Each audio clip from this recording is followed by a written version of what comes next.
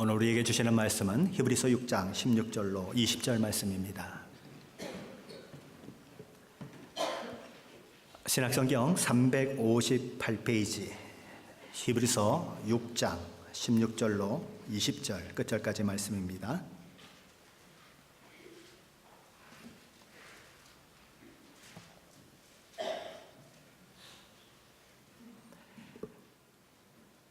히브리서 6장 16절로 20절 말씀 같이 봉독하겠습니다. 사람들은 자기보다 더 큰 자를 가리켜 맹세하나니 맹세는 그들이 다투는 모든 일의 최후 확정임이니라.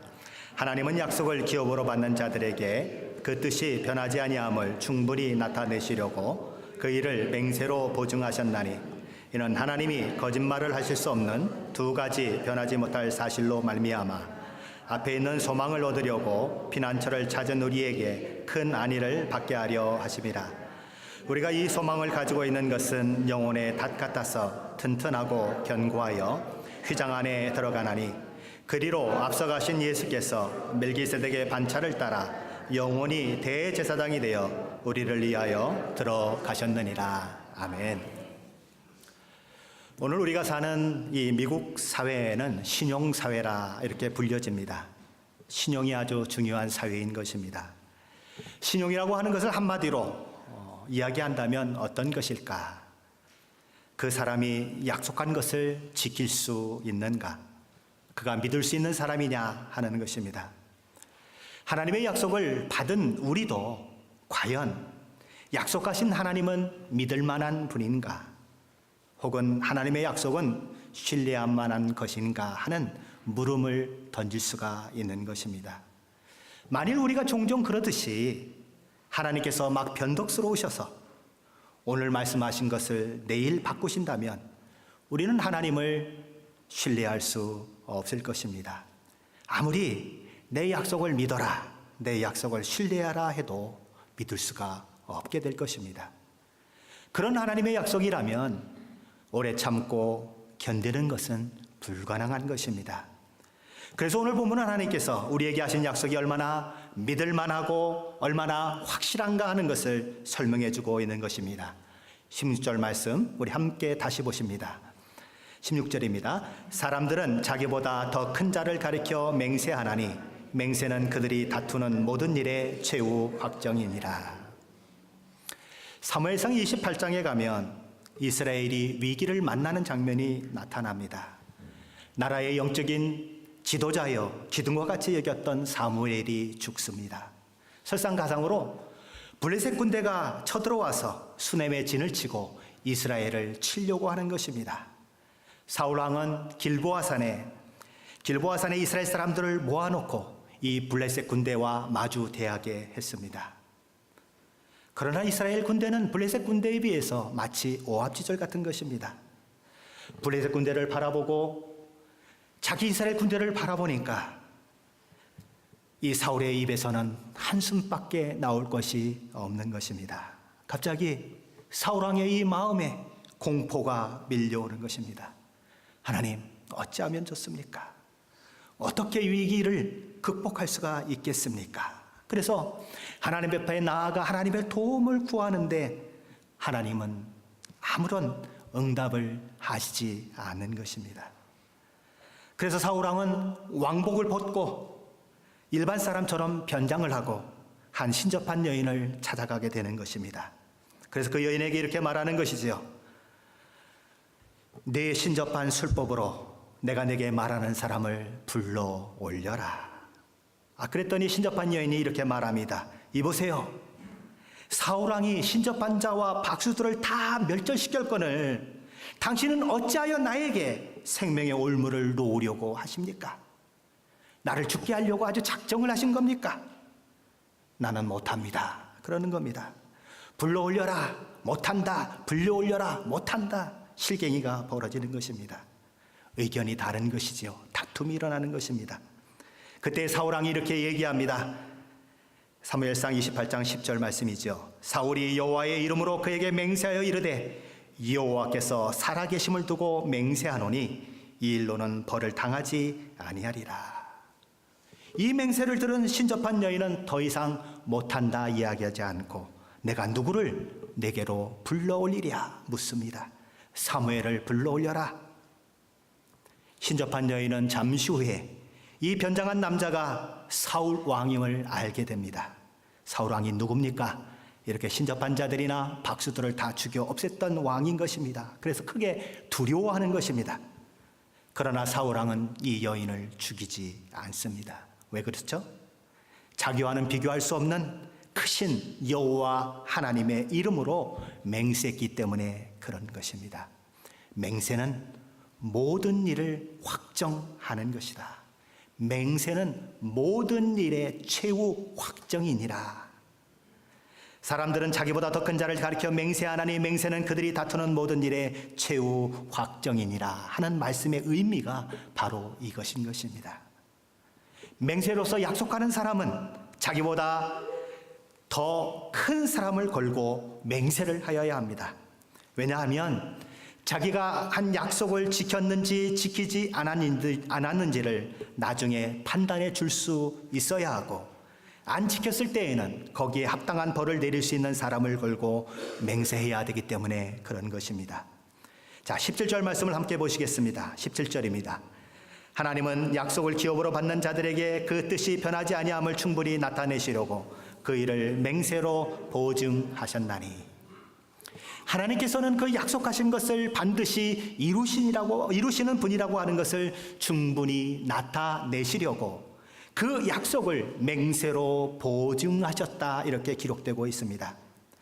지난 시간에 우리가 이미 살펴보았던 13절 말씀에도 보면 하나님이 아브라함에게 약속하실 때에 가리켜 맹세할 자가 자기보다 더 큰 이가 없으므로 자기를 가리켜 맹세하셨다는 말씀이 있습니다. 저와 여러분이 100만 불의 돈을 빌린다고 생각을 해보십시다. 그런데 은행에서 보증인을 세우라고 하는 것입니다. 그런데 보증인을 찾는데 주머니에 가진 재산이 10불짜리 그 지폐 하나도 없는 사람을 찾아가서 보증인을 세운다면 아마 은행에서는 웃을 겁니다. 왜요? 그 정도의 거액을 빌리는 사람이 보증인을 세우려면 그것을 능히 담보할 수 있는, 그것을 능히 갚아낼 수 있는 100만 불보다 더 많은 돈을 가지고 있는 사람을 보증인으로 세워야 하는 것입니다. 그래서 사람들은 맹세를 할 때 늘 자기보다 큰 사람을 놓고 맹세를 하지요. 우리도 그런 얘기를 하지 않습니까? 내가 하늘을 두고 맹세하노니, 이런 얘기를 가끔 하는 것입니다. 그런데 하나님은 하나님보다 크신 분이 없는 것입니다. 하나님보다 더 큰 분이 없으시니까 하나님은 누구를 두고 맹세를 하셨냐면 자기 이름을 두고 맹세를 하시는 것입니다. 그럼으로써 그렇게 맹세하심을 통해서 하나님의 약속의 신실성을 보증해 주시는 것입니다. 그러므로 하나님께서 하신 약속은 하나님의 그 존재만큼 확실한 것입니다. 아브라함에게 주신 그 하나님의 약속은 하나님의 존재 전체에 무게가 실린 확고부동한 불변의 약속인 것입니다.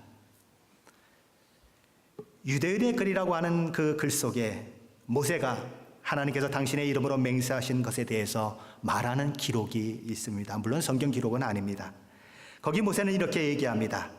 하나님께서 하늘과 땅으로 맹세하셨다면 저는 하늘과 땅도 없어질 것이기 때문에 하나님께서 하신 맹세도 없어질 것이라고 말해야 했을 것입니다.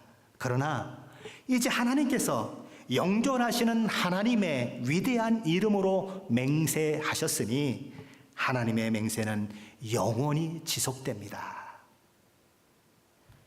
없어질 땅과 없어질 하늘을 가지고 맹세했다면 나는 그것을 믿을 수 없었을 것입니다. 그러나 영원히 살아계시는 하나님의 이름으로 맹세하셨으니 나는 그 하나님의 약속을 믿고 신뢰하고 나아갈 수 있습니다. 그런 이야기인 것입니다. 고대의 중요한 언약 당사자들은 파기될 수도 없고 변경될 수도 없는 언약을 맺을 때에 희생제물을 잡는 일들이 있었습니다. 예를 들어서 희생제물로 송아지를 잡는다고 해보십시다.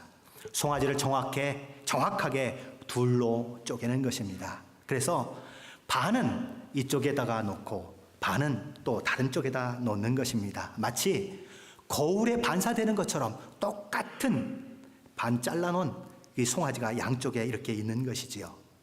자, 그리고 나면 이 언약에 참여한 두 사람이 그 쪼개진 송아지 사이로 걸어가는 것입니다. 그리고서 이제 송아지 사이를 다 지나고 나면 서로 언약을 맺습니다. 그리고 이렇게 이렇게 맹세를 하는 것입니다. 만약에 너나 나중에 이 언약을 어기는 일이 발생한다면 너나 나는 저 송아지처럼 되는 것이다. 죽는 것이다. 쪼개지는 것이다. 그렇게 저주의 맹세를 하는 것입니다. 이게 고대의 언약 당사자들이 했던 그런 언약의 모습이었습니다. 그런데 성경에도 이런 이야기가 있는 것입니다. 예레미야의 34장에 그것이 나타납니다. 남유다의 마지막 왕 시드기야 때에 있었던 일입니다. 그때 높은 지위에 있는 사람들과 남유다의 사람들이 가난으로 말미암아 남의 집에 종이 될 수밖에 없었던 유대인들, 히브리 사람들을 종으로 부리고 있었습니다. 율법은 그들을 종으로 부리다가도 7년째가 되면, 안식년이 되면 그들을 다 놓아주라고 그렇게 요구하고 있습니다. 그런데 이 사람들은 그 종들을 통해서 얻는 이익이 너무나 크기 때문에 그것을 무시해버리고 7년이 지나고 8년이 되고 9년이 되고 10년이 되어도 놓아줄 생각을 하지 않는 것입니다. 그들을 통해서 계속적으로 이득을 취해내는 것입니다. 그런 와중에 신바벨론이 이 남유다를 쳐들어오게 되는 것입니다. 남유다의 그 포위망 속에 쌓이게 되는 것이지요. 가만히 살펴보니까 이 상황은 하나님의 도우심이 없이는 도저히 빠져나갈 수 없는 상황인 것을 그들이 알게 되는 것입니다. 야, 하나님께 부르짖어야 되겠구나. 하나님의 도움을 구해야 되겠구나. 그런데 가만히 생각하니까 자기들이 율법을 어기고 이 종들을 계속적으로 부려먹은 것이 생각이 나는 것입니다. 그래서 그래, 이제 우리 하나님의 말씀대로 이 종들을 놓아줘야 되겠다. 그래서 이들이 송아지를 2개로 쪼개놓고 그 사이로 지나가는 의식을 하게 되는 것입니다. 무엇입니까? 종들을 놓았던 것을 만약에 다시 그 언약을 번복하면 나는 이 송아지처럼 죽는다, 쪼개진다. 그러면서 그 의식을 행했던 것이지요. 그런데 남유다를 멸망시키려고 그렇게 에워쌌던 이 신바벨론이 애굽하고 싸우려고 잠시 물러가 버린 것입니다. 위험이 사라진 거예요. 그러니까 히브리 종들을 해방시켰던 사람들이 언제 그랬느냐며 놓아주었던 사람들을 다시 잡아들여서 또 종으로 부리는 것입니다. 하나님께서 이것을 보시며 예레미야를 통해서 말씀을 전달하시는 것이 예레미야 34장 18절로 20절 말씀입니다. 거기 이렇게 되어 있습니다. 송아지를 둘로 쪼개고 그 2 조각 사이로 지나매 내 앞에 언약을 맺었으나 그 말을 실행하지 아니하여 내 계약을 어긴 그들을 곧 송아지 2 조각 사이로 지난 유다 고관들과 예루살렘 고관들과 내시들과 제사장들과 이 땅 모든 백성들 내가 그들의 원수의 손과 그들의 생명을 찾는 자의 손에 넘기리니 그들의 시체가 공중의 새와 땅의 짐승의 먹이가 될 것이라. 송아지 사이를 지나가고 그 약속을 죽는 한이 있어도 지키겠다고 그렇게 약속했던 자들이 그 약속을 어겼기 때문에 너희는 송아지가 쪼개진 것처럼 쪼개질 것이다. 죽게 될 것이다. 너희 시체가 공중의 새와 땅의 짐승들이 먹는 그런 신세가 될 것이다. 그런 유사한 일들이 창세기 15장에서도 벌어지는 것입니다. 창세기 15장에 보면 우리 하나님께서 아브라함에게 약속하신 모든 것을 반드시 이루시겠다고 하는 약속을 보증하시면서 3년 암소와 3년 암염소와 3년 암양이 쪼개진 그 사이를 타는 횃불의 형상으로 홀로 지나가십니다. 보통 계약의 당사자 2 사람이 지나가야 되지만 아브라함은 지나가지 않고 홀로 하나님만 지나가시는 것입니다. 왜 그랬을까요? 아브라함은 창조주 하나님과 언약을 맺을 아무런 힘도 능력도 없는 연약한 인간입니다. 그 약속을 지켜낼 힘이 없는 것입니다. 그 약속은 오직 우리 하나님만이 하실 수 있는 것이지요. 그래서 하나님 홀로 쪼갠 짐승 사이를 지나가시는 것입니다. 오직 하나님의 은혜로 말미암는 약속이다. 하나님께서 아브라함에게 던지는 메시지는 무엇입니까? 아브라함아, 내가 내게 약속한 약속을 지키지 않는다면 나는 저 쪼개진 짐승처럼 될 것이다. 물론 하나님께서 우리 인간처럼 죽으실 수는 없는 분이십니다. 그럼에도 불구하고 이 약속을 하고 있는 것은 내 약속은 변하지 않는다. 폐허해지지 않는다. 내 존재 전체를 걸고 한 약속이다. 내 이름을 건 약속이다. 그런 말씀인 것입니다.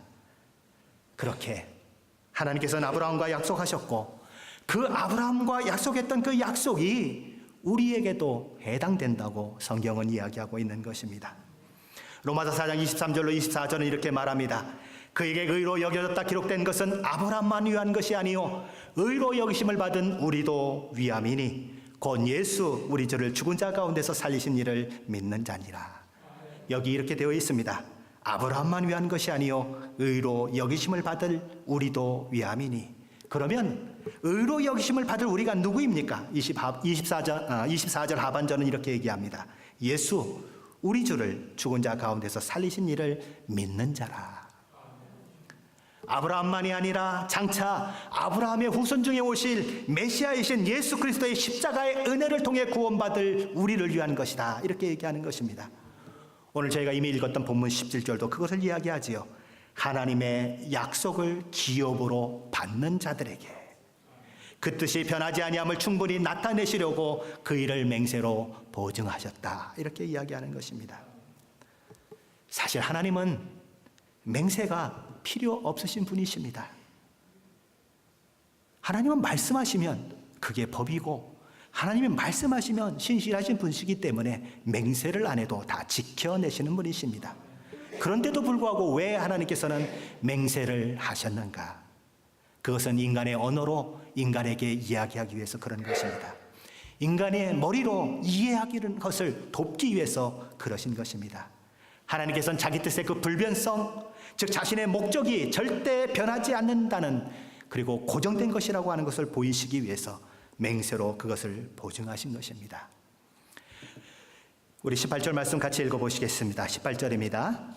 이는 하나님이 거짓말을 하실 수 없는 이 두 가지 변하지 못할 사실로 말미암아 앞에 있는 소망을 얻으려고 피난처를 찾은 우리에게 큰 안위를 받게 하려 하심이라. 아멘. 새번역 성경은 이것을 이렇게 번역하고 있습니다. 이는 앞에 놓인 소망을 붙잡으려고 세상에서 피신한 사람들인 우리가 이 두 가지 변할 수 없는 사실, 곧 하나님의 약속과 맹세를 의지하여 큰 위로를 받게 하려는 것입니다. 하나님께서 약속하시고 맹세하실 때에 거짓말을 하실 수 없습니다. 여기 두 가지 변하지 못할 사실을 무엇이라고 기록하고 있습니까? 하나는 하나님의 약속이고 다른 하나는 하나님의 약속을 확정한 맹세인 것입니다. 하나님께서는 거짓말을 하실 수 없으신 분이시기 때문에 하나님의 약속, 하나님의 약속을 확정한 맹세는 확실한 것이다. 이렇게 이야기하는 것입니다. 하나님께서는 하나님의 자녀된 우리로 하여금 확실한 소망을 가지고 살아가기를 원하십니다. 너희 구원의 소망이 확실하다. 너희 구원의 소망이 흔들리지 않는다. 천국 안식에 대한 우리의 소망은 하나님의 그 계획이 불변한다는 그것에 뿌리를 내리고 있는 것입니다. 그것을 확증해 주시기 위해서 우리 하나님께서는 맹세도 필요 없는 분이시고 맹세할 이유도 없는 분이시지만 친히 쪼개진 짐승 사이를 지나가시며 맹세로 그것을 보증해 주신 것입니다. 신실하신 우리 하나님께서는 광야 같은 세상을 살아가는 우리 한 사람 한 사람을 결국에 구원해 내셔서 약속의 땅인 천국에 이루게 하실 것입니다. 아멘. 믿으십니까? 아멘. 히브리서 저자는 하나님께서 그렇게 약속하시고 맹세로 그 약속을 확증하신 이유가 앞에 있는 소망을 얻으려고 피난처를 찾은 우리에게 큰 안위를 받게 하려 하심이라고 기록하고 있습니다. 여기 피난처라고 하는 이야기가 나옵니다. 이 피난처는 구약성경 민수기 35장, 또 신명기 19장, 그리고 여호수아 20장에서 언급되고 있는 도피성과 관련되어 있는 말씀입니다. 하나님께서는 이스라엘 백성들이 가나안 땅에 들어갔을 때에 도피성을 만들어 놓으라고 그렇게 명령하셨습니다. 이 도피성은 높은 언덕이나 산 위에 건축이 되었고, 또한 가는 길을 아주 넓게 만들었습니다. 또한 때때로 그곳에 돌이나 이런 것들이 있어서 걸려서 넘어지지 않도록 돌을 깨끗이 치우게 그렇게 만들었습니다. 어떤 사람이 뭔가 하다가, 오늘날로 말하면 이런 거죠. 과실치사. 일부러 죽이려고 그러는 것이 아니라 급브레이크를 잡았는데 브레이크가 다 안 들어서 사람을 치게 되거나, 그래서 사람이 죽거나, 또는 뭔 일을 하는데 막 도끼질을 하는데 어때요? 도끼가 이 자루에 제대로 끼어 있지 않아가지고 뭐 했는데 도끼 자루가만 남고 이 도끼 날이 날아가 버린 겁니다. 그래서 어떤 사람의 머리를 가서 맞았네요. 그래서 그가 죽은 거예요. 의도가 전혀 없는 것입니다. 어쩔 수 없이 사람을 죽이는 일들이 일어난 것이죠. 자, 그렇게 되면 큰일 난 것입니다. 이제 그것을 복수하려고 하는 사람이 있는 것입니다. 내가 우리 아버지를 죽였어? 내가 우리 형제를 죽였어? 너도 죽어 마땅해. 그러면서 쫓아오는 사람이 있는 것입니다.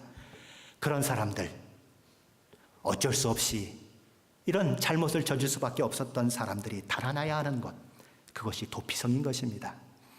만일 그런 일을 저지르는데도 불구하고 이 사람이 아이고 뭐 내가 뭐 일부러 그랬나, 실수했지, 그러고 도피성에 들어가지 않으면 어떤 일이 일어납니까? 이 피해 보복자가 따라와서 그를 아무 데서나 죽여도 아무런 문제가 없게 되는 것입니다. 그러니 이 죄를 지은 사람은 자기 죄를 빨리 인정하고 어떻게 해야 돼요? 도피성으로 빨리 들어가야 하는 것입니다. 도피성으로 피해 들어가면 피해 보복자가 그를 따라온다고 하더라도 아무 문제가 없는 것입니다. 그를 죽일 수가 없는 거예요. 도피성에 있는 한 안정과 평안을 누릴 수 있다고 하는 것입니다. 이 땅에 살고 있는 모든 사람들도 마찬가지인 것입니다. 이 땅에 죄 없는 인간은 아무도 없습니다. 다 죄인인 것입니다. 모든 사람이 죄를 범했다고 성경은 선언합니다. 그러면 죄의 결과는 무엇입니까? 죄의 삭은 사망입니다. 하나님께서 예비한 그 하나님의 나라엔 결코 죄인들이 들어갈 수 없습니다. 두려워하는 자들과 믿지 아니하는 자들은 다 불과 유황으로 타는 불에 던져지리라 선언하셨습니다. 죄인된 인간이 죄에 대한 책임을 면하고 죄의 정죄함으로부터 자유함을 얻는 길은 부지중에 사람을 죽인 사람이 도피성으로 도망하는 것처럼 피난처인 예수 그리스도께 나아가는 길밖에 없는 것입니다. 그런데 이 길은 누가 갈 수 있습니까? 자신이 죄인 되었다고 하는 것을 아는 자만이 갈 수 있습니다. 자신이 죄인됨을 깨닫고 주님, 나는 죄인입니다. 어떻게 해야 내가 구원을 받을 수 있습니까? 울부짖는 자들만이 갈 수 있는 길이라고 하는 것입니다. 우리 주님께서는 이렇게 말씀하십니다. 내가 곧 길이요 진리요 생명이라. 다른 이로서는 구원 얻을 수 없나니 천하 사람 중에 구원을 받을 만한 다른 이름을 우리에게 주신 일이 없다고 성경은 선언합니다. 도피성과 같은 피난처 되시는 예수님께 가야 하는 것입니다. 예수님은 수고하고 무거운 짐진 자들아 다 내게로 오라, 내가 너희를 쉬게 하리라 그러시면서 우리를 오늘도 부르시고 계십니다. 우리 주님은 또 말씀하십니다. 내게 오는 자를 내가 결코 내쫓지 아니하리라. 사도 베드로는 자신의 죄를 깨닫고 마음에 찔려서 형제들아 우리가 어찌할꼬 하며 울부짖는 무리들에게 이렇게 외쳤습니다. 너희가 회개하여 각각 예수 그리스도의 이름으로 세례를 받고 죄의 사함을 받으라. 죄를 회개하고 십자가에서 내 죄를 사해 주시기 위해서 피 흘려 돌아가시고 다시 살아나신 우리 주 예수 그리스도를 믿습니다 고백하며 세례를 받으면 죄 사함을 받는다는 말씀인 것입니다. 저와 여러분이 죄를 용서받고 구원을 얻는 방법은 오직 이 방법밖에 없는 것입니다. 교회를 50년, 60년 다닌다고 되는 것이 아닙니다. 성경을 읽고 있다고 되는 것도 아닙니다. 기도를 하고 있다고 되는 것도 아닙니다. 종교적 열심을 부리고 있다고 되는 것도 아닌 것입니다. 예수님 당시에 바리새인과 서기관들이 성경을 연구하고 성경을 달달 외우고 금식 기도하고 그랬지만 구원과는 거리가 멀었습니다. 예수님은 그런 그들을 향해서 그러나 너희가 영생을 얻기 위하여 내게 오기를 원하지 아니하는도다 하며 한탄하셨습니다. 사도 바울은 고린도전서 15장 55절로 56절 말씀에서 이런 말씀을 하고 있습니다. 사망아 너의 승리가 어디 있느냐? 사망아 내가 쏘는 것이 어디 있느냐? 사망이 쏘는 것은 죄요, 죄의 권능은 율법이라. 무슨 이야기입니까? 사망이 휘두르는 독침과 같은 것이 죄라는 것입니다. 죄를 회개하지 않고 살다가 사망이 휘두르는 그 죄의 독침을 맞는 자는 다 지옥에 떨어질 것입니다. 그러나 사망이 휘두르는 죄의 독침도 소용이 없는 것이 있는 것입니다. 도피성에 들어가면 피의 보복자가 아무것도 할 수 없는 것처럼 예수께 피하는 자는 사망을 이기고 영생을 얻으며 하늘나라의 백성이 되는 것입니다. 그 이유 때문에 사도 바울은 고린도전서 15장 57절에서 이런 감사의 기도를 드립니다. 그러나 우리 주 예수 그리스도로 말미암아 우리에게 승리를 주시는 하나님께 감사하노라. 오늘 본문 18절 하반절 말씀도 이렇게 얘기합니다. 앞에 있는 소망을 얻으려고 피난처를 찾은 우리에게 큰 안위를 받게 하려 하심이라. 여기 이런 표현이 있습니다. 소망을 얻으려고 피난처를 찾은 우리. 소망을 얻으려고 피난처를 찾은 우리 속에 저와 여러분이 있게 되시기를 간절히 축원합니다. 히브리서 저자는 바로 이 소망이 실패하지 않는 소망이요 무너지지 않는 소망이라고 선언합니다. 왜요? 하나님께서 자신의 모든 것을 걸고 맹세하신 약속의 소망이기 때문에 그렇습니다. 19절 말씀입니다. 같이 한번 보십니다. 우리가 이 소망을 가지고 있는 것은 영혼의 닷 같아서 튼튼하고 견고하여 휘장 안에 들어가나니. 모든 배는 닻이라고 하는 것을 가지고 있습니다. 이 닻은 배가 항구에 안전하게 정박시킬 수 있도록 그렇게 바닷속에 내려놓는 그런 것이지요. 특별히 폭풍우가 막 몰아칠 때에는 배가 표류하지 않도록 배를 잡아주는 역할을 합니다. 닻은 물속 아래 깊은 곳 땅에 견고히 부착되어 있어서 사실은 눈에는 보이지 않습니다. 그러나 보이지 않아도 바람이 막 불고 파도가 배에 부딪혀 올 때에 닻을 내린 배는 그 바람과 파도를 이겨낼 수 있는 것입니다. 히브리서 저자는 하나님의 약속과 하나님께서 맹세로 보증하신 것에 근거한 우리의 구원에 관한 소망이 마치 영혼의 닷과 같다 이렇게 선언합니다. 하나님의 약속과 맹세의 보증이 우리 구원의 소망이 흔들리지 않도록 붙들어 매주는 닻의 역할을 하고 있다는 것입니다. 그래서 결국 그 소망을 가진 자는 휘장 안으로 들어가게 된다 이렇게 기록합니다. 여기 휘장 안이라고 하는 것은 대제사장이 1년에 한 차례 들어가는 지성소를 말합니다. 성막은 성소와 지성소로 이렇게 되어 있습니다. 그런데 이 성소와 지성소를 어떻게 분리하느냐 하면 커튼처럼 휘장을 쳐서 분류해 내는 것입니다. 휘장 안쪽에는 무엇이 있습니까? 지성소가 있는 거지요. 그곳에는 하나님의 언약궤가 있습니다. 하나님의 그 계신 곳이고 하나님께서 계신 곳이고 하나님께서 임재하시는 장소인 것입니다. 휘장 안쪽에 있는 지성소는 하나님의 언약궤가 있는 그 지성소는 그러므로 하나님이 계신 하늘나라 천국을 상징하는 것으로 여기 그래서 휘장 안으로 들어간다고 하는 이 표현은 우리가 가진 그 우리의 구원에 관한 소망이 얼마나 견고한지 마치 하늘나라의 닻을 내리고 있는 영혼의 그 닻과 같아서 결국은 우리를 하늘의 항구에 도착하게 한다는 말씀인 것입니다. 왜 그렇습니까? 하나님께서 보증하신 소망이기 때문에 그렇습니다. 20절 말씀도 함께 보십니다. 20절입니다. 그리로 앞서가신 예수께서 멜기세덱의 반차를 따라 영원히 대제사장이 되어 우리를 위하여 들어가셨느니라. 앞절에서 하늘나라에 연결된 영원한 닻을 이야기한 히브리서 저자는 선구자로서 이 땅에 오셔서 우리를 구원하기 위해 십자가에 죽으시고 부활하시고 승천하셔서 우리를 앞서서 하늘 지성소에 들어가신 우리 주 예수 그리스도를 언급하고 있습니다.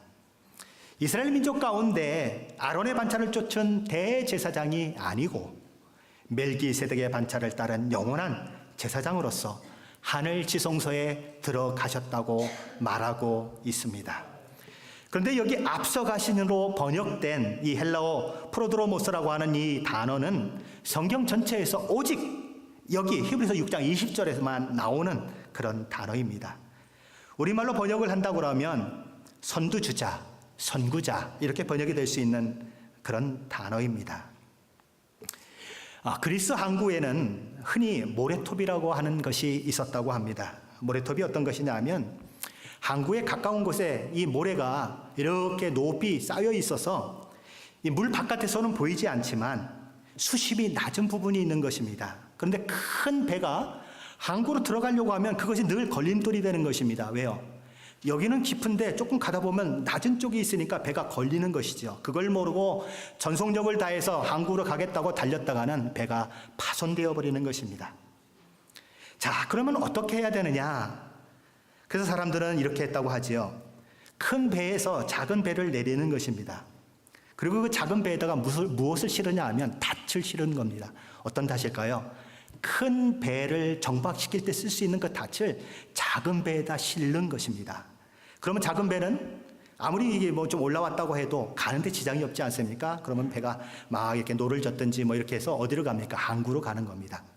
그리고서는 항구에 다 도착해서 이 작은 배에 실려 있는 이 닻을 항구에다 딱 내려놓는 것입니다. 그러면 쭉 하고 어떻게 해요? 물속 깊은 곳에 들어가서 땅에 가서 딱 박히는 것입니다.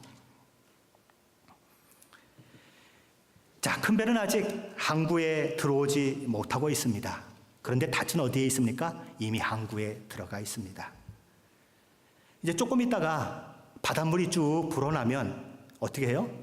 그냥 닻을 당기기만 해도 이 배는 어디로 가게 됩니까? 항구로 가게 되는 것입니다.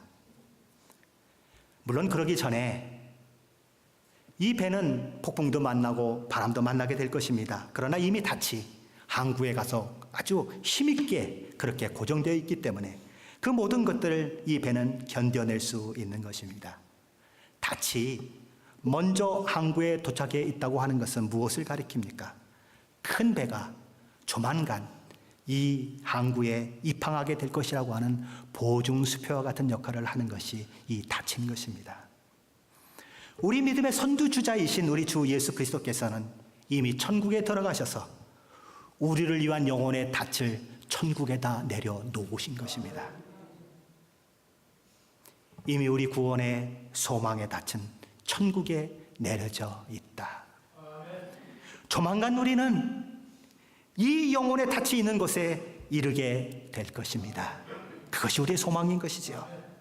뜻하지 않은 상황을 만나고 사탄이 우리를 유혹하는 상황을 만나고 세상의 모든 적대 세력들이 우리를 넘어뜨리려고 그런 상황들을 만나게 될 것이지만 하나님이 친히 약속하시고 맹세로 보증하신 구원의 소망, 영혼의 닻을 끊을 것은 아무것도 없다.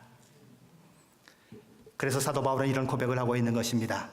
내가 확신하노니 사망이나 생명이나 천사들이나 권세자들이나 현재일이나 장래일이나 능력이나 높음이나 깊음이나 다른 어떤 피조물이라도 우리를 우리 주 예수 그리스도 안에 있는 하나님의 사랑에서 끊을 수 없느니라. 저와 여러분의 구원은 영혼의 덫과 같아서 이미 닻이 하늘나라에 던져진 것과 같아서 분명하게 확실하게 변개함이 없이 천국을 갈 수 있도록 우리 하나님은 약속해 주시고 맹세하시는 것입니다. 저와 여러분 그런 영혼의 덫과 같은 구원의 소망을 가지고 있는 자들입니다. 이 소망 안에서 믿음에 굳게 서십시오. 흔들리지 마십시오. 그리고 주의 일에 더욱 힘쓰는 자들로 오늘을 살고 내일을 사시는 저와 우리 모두가 되시기를 예수 그리스도의 이름으로 간절히 축원합니다. 기도하시겠습니다.